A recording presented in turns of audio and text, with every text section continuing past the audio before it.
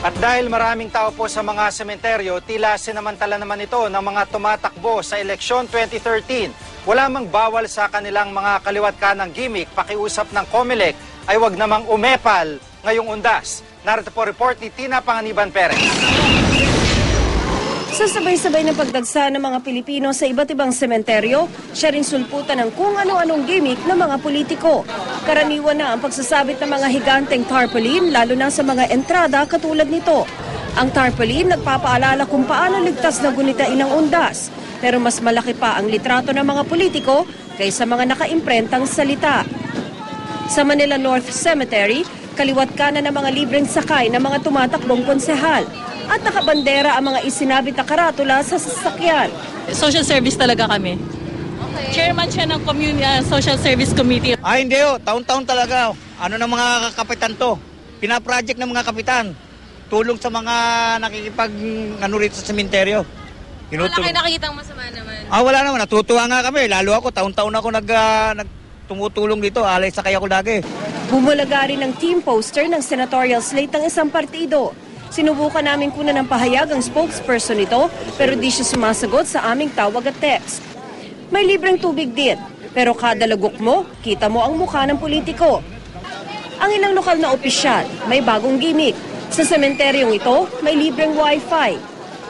Hindi yan si Vice Mayor ha? Standee yan o life-size na litrato niya. Nagkalat din ng mga tent, natadtad ng mga litrato at pangalan ng mga politiko. Maganda naman ang intensyon dahil silungan ng mga pulis at ng mga rescue, medical at emergency response team. Pero tanong tuloy ng ilan, kailangan ba talagang ipangalanda kanina Honorable Sir at Ma'am ang kanilang paglilingkod sa bayan? Mga epal yan Nakakainis epal puro pumoporma nang hindi naman dapat pumorma at this point in time Dapat wala pong ganyan kasi hindi pa naman po mag-e-eleksyon alam ko po bawal yung ganyan Pero COMELEC na mismo ang nagsabing di bawal ang ganito. Kahit daw malinaw na estilo ito ng pangangampanya, sinabi ni COMELEC Chairman Sixto Brillantes na wala nang maituturing na premature or early campaigning dahil sa isang desisyon noon ng Korte Suprema na nagsasabing ang pwede lang matawag na nangangampanya ay isang kandidato at matatawag lang na kandidato ang isang tao kung panahon na ng kampanya. Ngayon, hindi pa campaign period. Pero di man mali sa batas ang ginagawa ng mga honorable, di pa rin daw ito masasabing tama. Itong mga politicians na talaga namang tingin natin na hindi nakokonsensya sa sarili nila. And they're taking advantage of the loophole in the law, saka in jurisprudence. So, sabi ko nga, siguro ang parusa dyan is tandaan na lang ng tandaan sila kung sino sila. Tapos pagdating election, sila naman ang kalimutan natin.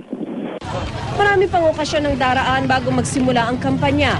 At bago pa man daw masamantala ito ng mga politiko, panawagan ng COMELEC, panipisan naman natin ang mga mukha natin ng konti. Tina Panganiban Perez, GMA News.